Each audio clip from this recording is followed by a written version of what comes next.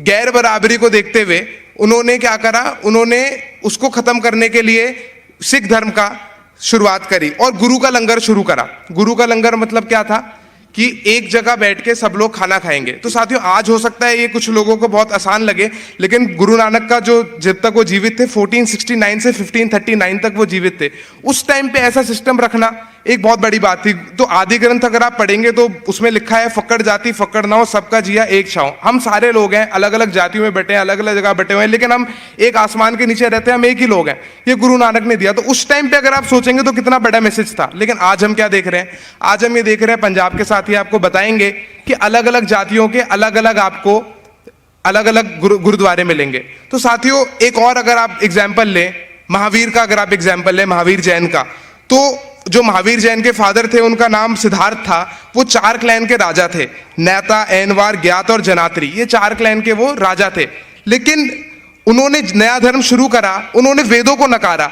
ऋग्वेद के 90th वर्ष 10वें चैप्टर में ये जाति व्यवस्था का जो पूरा सिस्टम है इसको लिखा गया था, और महावीर जैन ने आते ही उसको नकारा। तो जैन भी अगर आप धर्म देखेंगे तो वो भी इनइक्वालिटी, जो गैर बराबरी, ब्राह्मण, इसके खिलाफ उन्होंने वेदों को नकार के एक जैन धर्म शुरू करा। लेकिन आज हम क्या देखते हैं?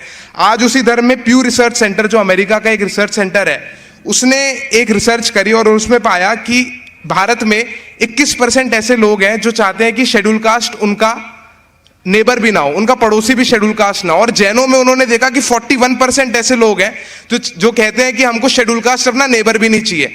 अब अगर इंटरकास्ट मैरिज की बात आती है तो 79% जैन लोगों ने बोला कि औरतों को इंटरकास्ट मैरिज नहीं करनी चाहिए, और मैंने 74% ने बोला कि आदमियों को नहीं करनी चाहिए। तो अगर आप, ये मैं इसलिए आपको बता रहा हूं कि ऐसा नहीं है कि पहले कोई क्रांति नहीं हुई, पहले भी क्रांतियां हुई, लेकिन कैसे कैसे उसको कैप्चर कर लिया गया और वो जो क्रांति के जो मेन प्रिंसिपल थे उसी को बदल दिया गया। इसीलिए मैंने शुरुआत में बाबा साहब के बोला था कि बाबा साहब ने बोला बुद्धिज्म आप तब मानो जब आप चाहते हो कि बुद्धिज्म मानो, ऐसे नहीं कि मैं जानो तो आप मानो। तो धर्म अगर लोगों ने बनाए, लोगों ने माने। लेकिन आज हम क्या देख रहे हैं? हम ये देख रहे हैं कि कुछ ताकतों ने उन्हीं पे कब्जा करके और उसको गोलमोल कर दिया। उसका प्रिंसिपल शायद उतना जितना होना चाहिए था उतना उसको नहीं रखा। अब यही सारी चीज है साथियों। आज का टॉपिक जो है इसको मैं जोड़ूंगा बाद में टॉपिक से। टॉपिक था वन नेशन वन इलेक्शन। साथियों, यहाँ पे जितने भी व्यक्ति बैठे हैं सब लोग वोट देते हैं, 18 से ऊपर जो भी है वोट देते हैं। तो वन नेशन है, वन इलेक्शन है, तो उसमें दिक्कत क्या है अगर इलेक्शन दे रहे हैं? लेकिन फिर वोट तो सब दे रहे हैं, लेकिन यूनिवर्सिटी ऑफ गॉथेनबर्ग जो स्वीडन की एक यूनिवर्सिटी है, उसको ये कहने की क्या जरूरत पड़ेगी that India is the worst autocratizers in the last 10 years। मतलब उन्होंने बोला, जो स्वीडन की यूनिवर्सिटी है बहुत बड़ी, उन्होंने कहा कि हिंदी में भारत पिछले 10 वर्षों में सबसे खराब निरंकुश शासन में से एक है। लेकिन वोट तो हम सारे देते हैं। तो ऐसा इतनी बड़ी यूनिवर्सिटी ने पूरे देश को, पूरे दुनिया को जब कंपेयर करा, तो ऐसा बोलने की उनको क्या जरूरत पड़ी? साथियों, इसको समझना बहुत जरूरी है कि जो लोकतंत्र है, लोकतंत्र का मतलब खाली वोट देना नहीं होता। एक हिस्सा जरूर है वोट देना, लेकिन खाली वोट देना नहीं है। जो संयुक्त राष्ट्र है उसने 2002 में एक रिपोर्ट निकाली, संयुक्त राष्ट्र ने, और एक कमेटी ऑन ह्यूमन राइट्स बनाई, और उसने मापदंड रखे कि लोकतंत्र असली में है क्या, कि लोकतंत्र का मतलब क्या है। खाली वोट देना लोकतंत्र? तो उन्होंने बहुत सारे मापदंड निकाले, कुछ मैं आपको बताता हूं। Respect for human right, fundamental freedom, मतलब मौलिक अधिकार और मौलिक स्वतंत्रता जहां नहीं है वो लोकतंत्र नहीं हो सकता। दूसरा, holding of periodic free and fair election, मतलब खाली चुनाव नहीं, चुनाव होने चाहिए, फ्री भी होने चाहिए और फेयर भी होना चाहिए। एक उन्होंने बोला सेपरेशन ऑफ पावर, ये बहुत जरूरी है साथियों, इसको नोट करें। सेपरेशन ऑफ पावर मतलब कि ऐसा नहीं कि अगर एक व्यक्ति जीत गया तो वो करता धरता हो गया, वो कुछ भी कर सकता है, ऐसा नहीं। Separation of power. और ट्रांसपेरेंसी एंड पब्लिक अकाउंटेबिलिटी, मतलब लोक प्रशासन में पारदर्शिता एवं जवाबदेही, जहां पे ये कुछ चीजें नहीं है, और वहां पे, और एक access to power. Access to power मतलब सत्ता तक पहुंचने का रास्ता सबके लिए सेम होना चाहिए, चाहे कोई स्टेट की पार्टी हो, चाहे कोई नेशनल पार्टी हो, चाहे कोई रिकग्नाइज्ड हो, चाहे कोई अनरिकग्नाइज्ड हो, सत्ता तक पहुंचने का जो रास्ता है सबके लिए समान होना चाहिए। तो ये कुछ चीजें मैंने नहीं, संयुक्त राष्ट्र ने बोली कि अगर ये चीजें हैं तभी आप लोकतांत्रिक हो, अगर ये नहीं है तो आप लोकतांत्रिक नहीं हो।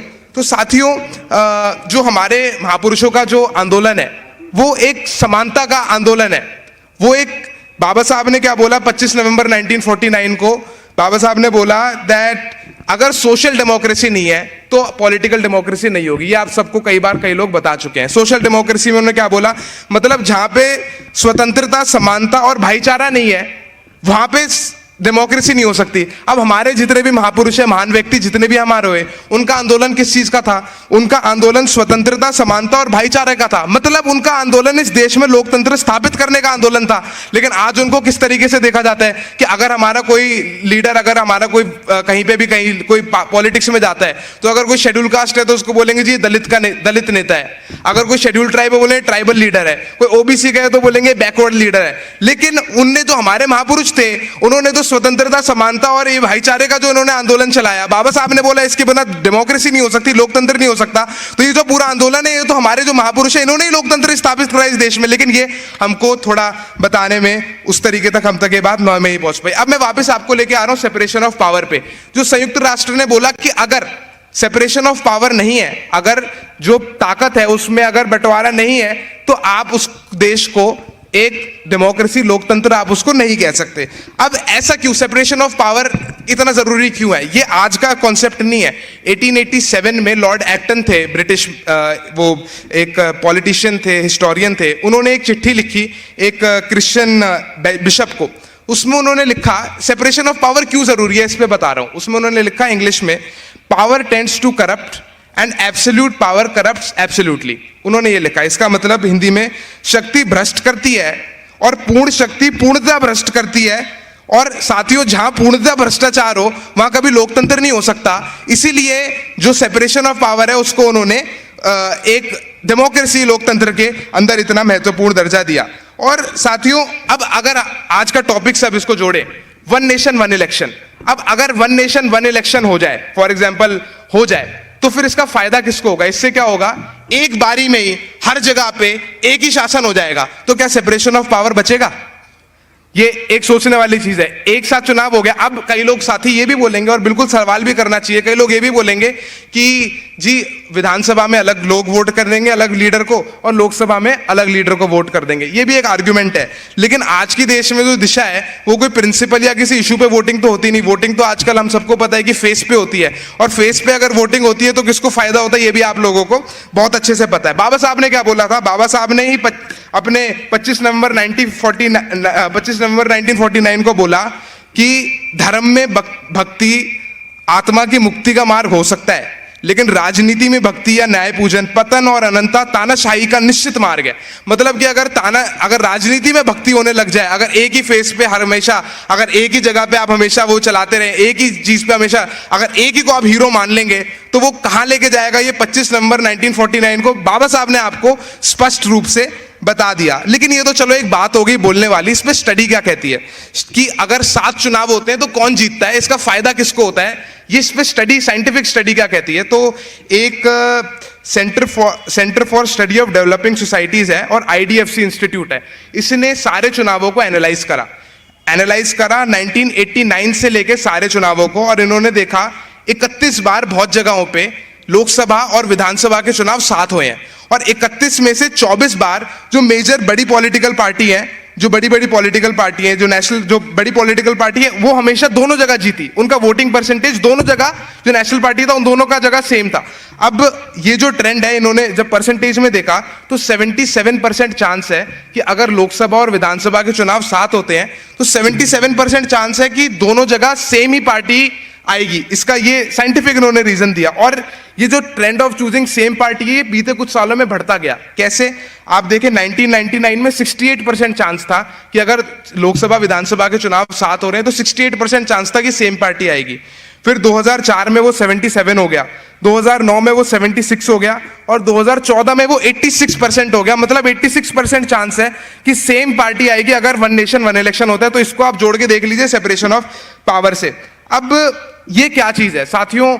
जो मैंने बोला एक्सेस टू पावर, मतलब कि चाहे कोई नेशनल पार्टी हो, चाहे कोई स्टेट पार्टी हो, चाहे कोई रिकग्नाइज्ड पार्टी हो, चाहे कोई अनरिकग्नाइज्ड पार्टी हो, सत्ता तक पहुंचने का हर एक पार्टी को, हर एक व्यक्ति को इक्वल हिस्सेदारी है। ऐसा नहीं हो सकता कि एक नेशनल पार्टी को या किसी बड़ी पार्टी को इजी है या किसी अनरिकग्नाइज्ड पार्टी को मुश्किल है। तो जब तक ये, और ये मैंने नहीं, ये संयुक्त राष्ट्र ने बोला अपनी कमेटी की रिपोर्ट में कि लोकतंत्र वही होगा जहां एक्सेस टू पावर है।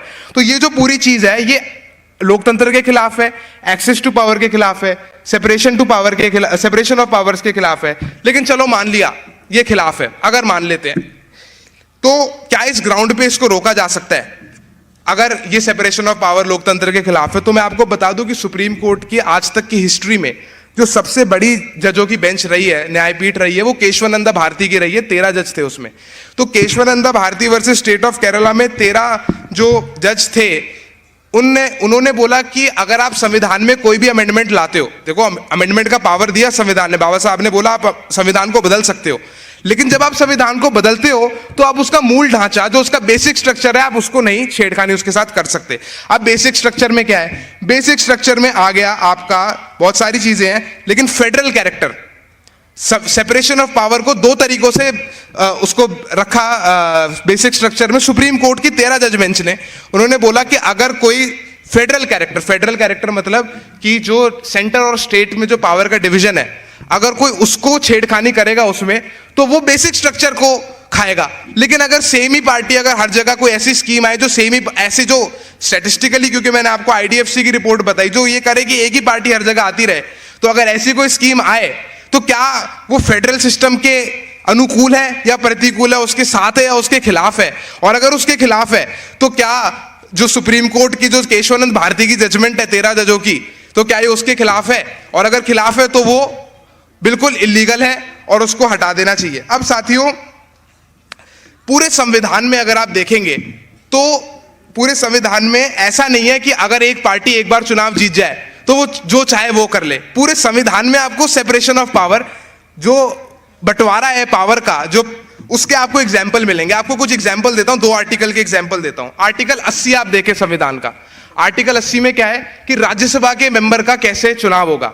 अब अगर बाबा साहब चाहते हैं, क्योंकि ये कह रहे हैं कि जो वन नेशन वन इलेक्शन से पैसा बहुत बचेगा, तो अगर बाबा साहब चाहते पैसा ही अगर एक वही खाली मापदंड होता, तो राज्यसभा का चुनाव भी पब्लिक से करा लेते, एक साथ करा लेते, या फिर सारे लोकसभा के एमपी से राज्यसभा का चुनाव करा लेते।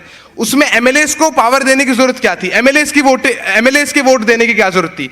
उसकी कारण सिर्फ यही था कि अगर ऐसा ना हो कि एक बारी में ऐसा हो जाए कि लोकसभा में भी सब वही हो जाए, राज्यसभा में भी वही हो जाए। अगर किसी की फुल स्विंग मेजॉरिटी आए तो एक हाउस में भले ही हो जाए, पर दूसरे हाउस में एकदम से ना हो, धीरे धीरे भले ही हो। अगर उनको बाद में अगर मिलता रहता है लोगों से समर्थन तो हो, वो तो लोकतांत्रिक तरीका है, बिल्कुल हो, लेकिन एकदम से ना हो। क्योंकि जो लॉर्ड एक्टन ने बोला था, आपको याद रखना है, power corrupts absolute, power corrupts absolutely. तो इसीलिए आर्टिकल 80 में उन्होंने बोला कि 6 साल का टेन्योर होगा राज्यसभा के मेंबर का, और एक साथ हाउस खाली नहीं होता कभी राज्यसभा का, हर 2 साल में चुनाव होता है। अमेरिका में सेनेट में भी ऐसा होता है। क्यों? ताकि ऐसा ना हो कि एकदम से एक ही पार्टी हर जगह। एक और आपको एग्जांपल देता हूं, आर्टिकल 55 देखो आप संविधान का, वो प्रेसिडेंट के चुनाव की बात करता है। अब प्रेसिडेंट का चुनाव कराना था तो प्रेसिडेंट जो है वो प्राइम मिनिस्टर के एड एंड एडवाइस पे काम करता है, जैसे गवर्नर चीफ मिनिस्टर की एड एंड एडवाइस पे करता है। तो इस तरीके से अगर प्रेसिडेंट बनाना था तो प्राइम मिनिस्टर से अपॉइंट कर लेते। उसमें एमएलए को वोटिंग देने की क्या राइट, एमएलए को वोटिंग राइट देने का क्या मतलब था? इसीलिए था ताकि प्राइम मिनिस्टर पे चेक रहे, प्राइम मिनिस्टर पे इस चीज बात का चेक रहे कि अगर वो अपनी संवैधानिक सीमा को पार करे तो उसको कोई रोकने वाला हो सकता है वो सिस्टम का ना हो। इसीलिए एमएलएस को भी वोटिंग राइट उसमें दिया सेपरेशन ऑफ पावर के लिए। तो जो सेपरेशन ऑफ पावर का जो सिस्टम है, ये हमारे संविधान में बहुत मिला हुआ सिस्टम है, बहुत जुड़ा हुआ सिस्टम है, और इसको अगर हटाना है तो इसको संवैधानिक संशोधन भी नहीं हटा सकता, क्योंकि केशवानंद भारती आप सबको पता है। अब एक मैं किताब पढ़ रहा था कुछ दिनों, उसकी आपको कुछ बातें बताता हूं। स्टीवन लेवित्स्की और डैनियल जिब्लैथ, ये हार्वर्ड के प्रोफेसर हैं, हार्वर्ड के पॉलिटिकल साइंटिस्ट हैं, दुनिया की टॉप यूनिवर्सिटी में हैं। इन्होंने किताब लिखी how democracies die, what past tells about our future. मतलब लोकतंत्र की हत्या कैसी होती है, हमारा बीता हुआ कल हमारे आने वाले कल के बारे में क्या बताता है, कैसे कैसे लोकतंत्र की हत्या होती है। इन्होंने पूरा रिसर्च करा। तो 1990 में एल्बर्टो फ्यूजीमोरे, फिजी एक साउथ अमेरिका में कंट्री है, उसके वो फ्यूजीमोरे साहब को वहां का बिल्कुल हेड ऑफ स्टेट चुना गया। वो चुनाव से 6% ज्यादा वोट लाए, वो चुन के 6% ज्यादा वोट अपने ओपोनेंट से वो लेके आए। और उन्होंने क्या करा, 1990 में आते ही सबसे पहले उन्होंने मीडिया खरीद ली। फ्यूजीमोरे साहब ने आके मीडिया खरीद ली, और 1992 में उन्होंने क्या करा, बस कुछ साल बाद उन्होंने एकदम से टीवी पे आए और वहां की पार्लियामेंट खत्म कर दी, जिसको वहां कांग्रेस बोलते हैं, और वहां का संविधान खत्म कर दिया। तो साथियों, ये जो पूरा है और उन्होंने बोला इसका एक स्कीम है, जब डेमोक्रेसी खत्म होती है एक स्कीम होता है, तो स्कीम का पहला हिस्सा वो ये बोलते हैं, जो मैं नहीं, ये फ्यूजिमोरे साहब, ये जो स्टीवन लेविट्स्की और डैनियल ज़िब्लैट, वो कहते हैं कि वो अपने ओपोनेंट को टेररिस्ट बोलते हैं सबसे पहले, कि जो उनका प्रतिद्वंदी है वो टेररिस्ट है, पहला ये होगा। और फिर वो बोलते हैं the erosion of democracy takes piece in piecemeal often in baby step, each step seems minor, none appears to threaten democracy. मतलब ये छोटे छोटे कदम लिए जाते हैं, ऐसा नहीं होता कि आपको एक बारी में ऐसा हो जाएगा, नहीं। ये हार्वर्ड के प्रोफेसर कह रहे हैं, वो कहते हैं कि और जब ये छोटे छोटे कदम लिए जाते हैं तो उसमें वो कहते हैं they give some legitimate even laudable public objective, मतलब कोई प्रशंसीय सार्वजनिक उद्देश्य दिया जाता है कि ये तो जी इसके अंदर है। और जैसे वो एग्जाम्पल भी देते हैं, जैसे कि क्लीनिंग अप ऑफ इलेक्शन या फिर इंप्रूविंग क्वालिटी ऑफ डेमोक्रेसी। और आप 4 महीने पहले की एक रिपोर्ट देखें तो एक सत्ताधारी दल के बहुत बड़े नेता ने ये चीज बोली है, मैं कोट करता हूं, उन्होंने बोला he expressed his joy over the initiative one nation one election पे and says that this would ensure, हमारे नेता ने, जो हमारे देश के नेता ने बोला, स्टेबिलिटी ऑफ डेमोक्रेसी, डेमोक्रेसी को स्टेबल कर देगा वन नेशन वन इलेक्शन। तो साथियों ऐसे ही आगे कंक्लूड करते हुए स्टीवन लेविट्स्की, डैनियल ज़िब्लैट जो कहते हैं, वो कहते हैं लोकतंत्र कैसे मरता है, मैं ट्रांसलेट कर रहा हूं, कोट है, लोकतंत्र कैसे मरता है, इसकी सबसे बड़ी विडंबना यह है कि लोकतंत्र की रक्षा को ही उसके विनाश के बहाने रूप में इस्तेमाल किया जाता है, मतलब उसकी रक्षा को ही उसके विनाश में यूज करेगा। और ये तो उन्होंने पूरी दुनिया की स्टडी करी, इसमें इंडिया का तो कोई नाम ही नहीं है, जो पहले ऑटोक्रेट्स थे उनको पूरा एनालाइज करके उन्होंने बताया। और अब क्या हुआ, अब सरकार ने एक 8 मेंबर कमेटी बना दी है, पूर्व राष्ट्रपति जी जो है वो भी उसके पार्ट है, उनसे पूछा कि वन नेशन वन इलेक्शन पे आप बताइए। तो वन नेशन वन इलेक्शन पे वो क्या बताएंगे ये आप सब लोग बहुत अच्छे से जानते हैं, लेकिन अगर संविधान में कोई भी संशोधन करना है तो वो आप कैसे करेंगे, आप उसको कैसे करेंगे। उसके आर्टिकल 368 वो आपको बताता है 3 तरीके होते हैं संविधान को बदल के अमेंडमेंट करने के। पहला तरीका है सिंपल मेजॉरिटी से, मतलब जितने भी सभा में लोग हैं उसमें 50% से ज्यादा जो अगर आप वोट ले आओगे तो आप संविधान में संशोधन कर दोगे। जैसे अगर आपको किसी राज्य का नाम बदलना है तो आप उसको इस तरीके से कर सकते हो। दूसरी चीज स्पेशल मेजॉरिटी, मतलब 2/3 मेजॉरिटी आपको चाहिए, जो राज्यों का नाम बदलना, नई स्टेट बनाना, नई स्टेट को अपने अंदर लेना। इसके अलावा मोस्टली जितने भी संवैधानिक संशोधन होते हैं उनके लिए 2/3 मेजॉरिटी चाहिए। ये भी सेपरेशन ऑफ पावर का एक बड़ा अनोखा कॉन्सेप्ट है कि ऐसा नहीं कि कोई सिंपल मेजॉरिटी ले आए एक बार वो संविधान बदल दे, नहीं, 2/3 मेजॉरिटी से आपको पारित कराना पड़ेगा। तीसरा जो महत्वपूर्ण है, 2/3 भी चाहिए और स्टेटों से भी पास कराना पड़ेगा आपको, हाफ ऑफ स्टेट, आधी स्टेटों से ज्यादा से आपको पास कराना पड़ेगा। और ये इस कैटेगरी में कौन आता है, इस कैटेगरी में वो आता है जो कि फेडरल स्ट्रक्चर के, जब आपको आना हो, जो हमने फेडरलिज्म की बात करी तो आपको ये आएगा। जैसे कि अभी NJAC पास हुआ था जिसमें कोलिजियम सिस्टम खत्म करा था, सुप्रीम कोर्ट ने बाद में उसको हटा दिया, वो अलग बात है, लेकिन उस NJAC को 16 स्टेटों ने पास करा था।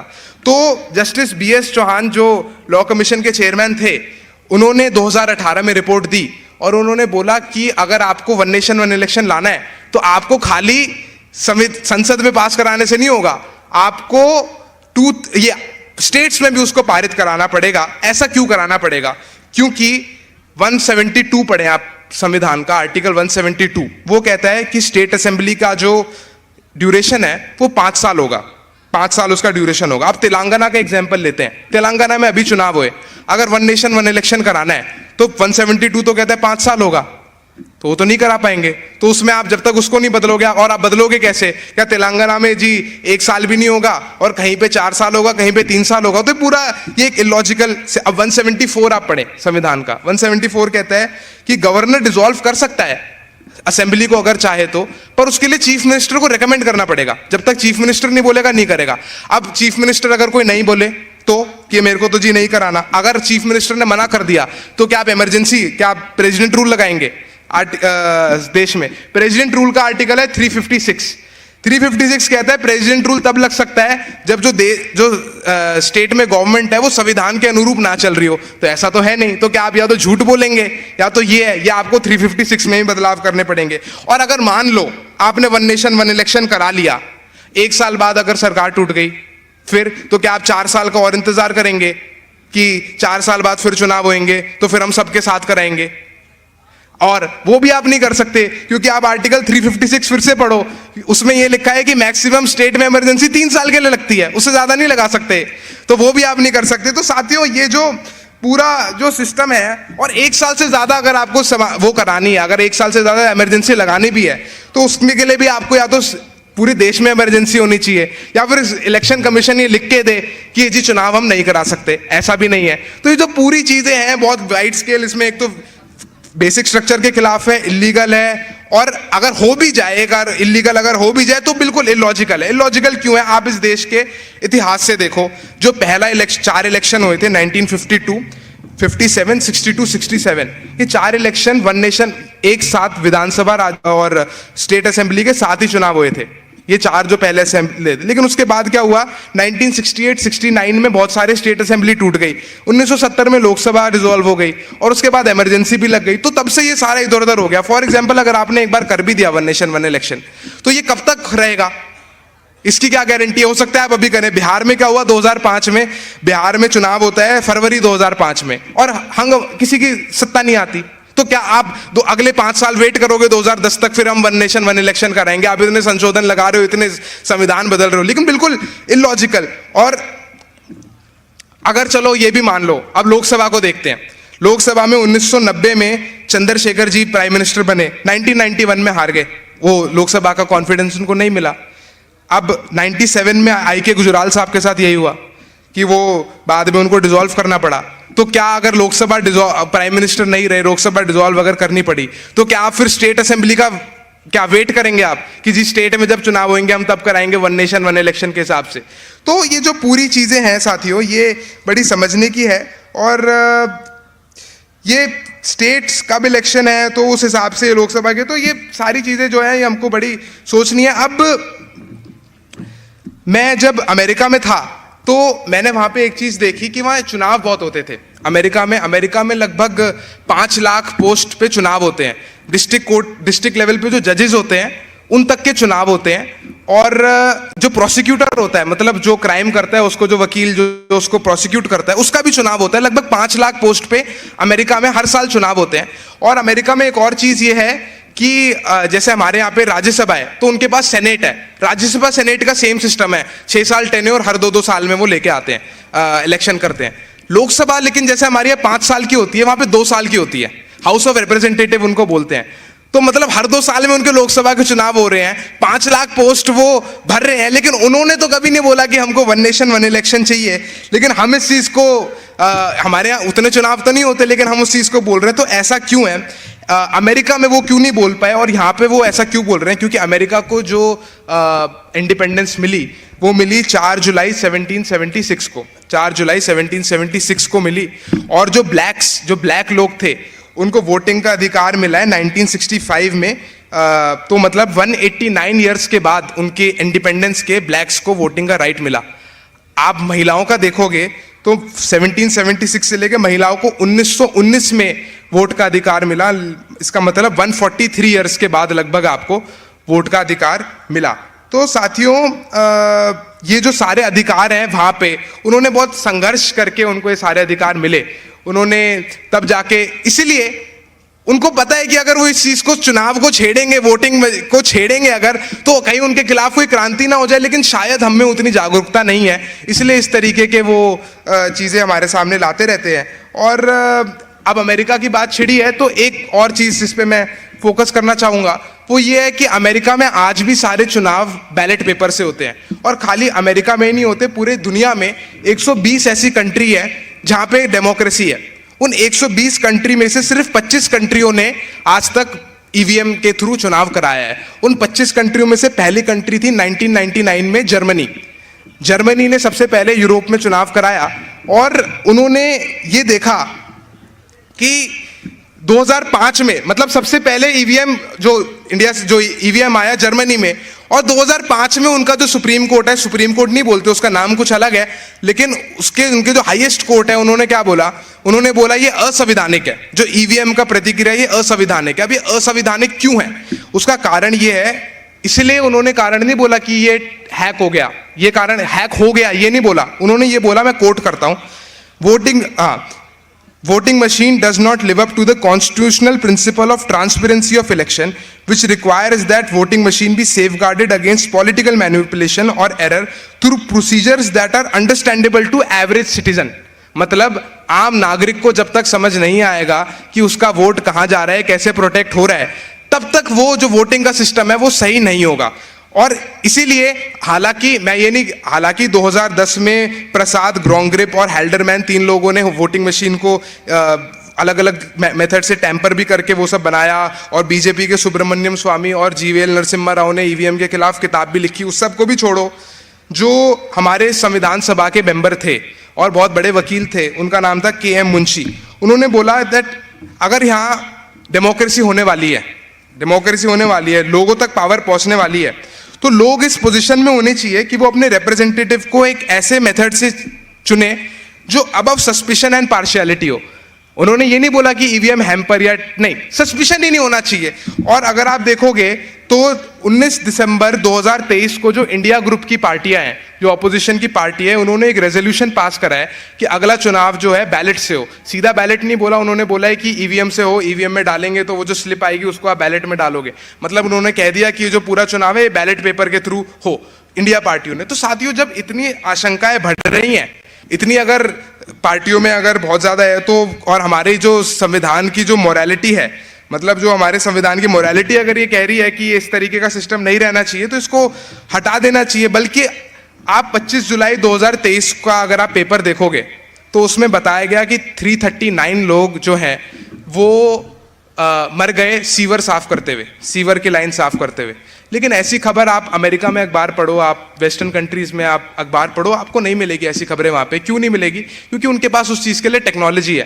वहाँ आदमी नहीं घुसता साफ करने सीवर लाइन, वहाँ कुछ टेक्नोलॉजी है, वो टेक्नोलॉजी से सारा साफ हो जाता है. तो मतलब हम जो वेस्ट की एक फेल टेक्नोलॉजी है ईवीएम की, जो जर्मनी ने हटा दी, नीदरलैंड ने हटा दी और बहुत सारे वेस्ट की कंट्रीज ने हटा दी, हम उसको तो ले रहे हैं. लेकिन जो एक जो पॉजिटिव टेक्नोलॉजी है, जिससे एक आदमी को सीवर में नहीं उतरना पड़ रहा उसकी सफाई करने के लिए, हम उस तक नहीं पहुंच पा रहे हैं. और ये जो है ये बहुत बड़ी सोचने की चीज़ है साथियों. और मैं बस ख़त्म करता हूँ, और मैं बस कोई नकारात्मक सोच नहीं रखता कि आज तक हम लोगों ने कुछ हासिल नहीं करा. बहुत चीज़ें हासिल करी हैं और आगे भी इस पथ पे चलते रहे तो बहुत आगे है भले ही, लेकिन हमको जो अपना समानता, बंधुत्वता, न्याय की जो व्यवस्था हम करने चाहते हैं वो अवश्य हमको मिलेगी.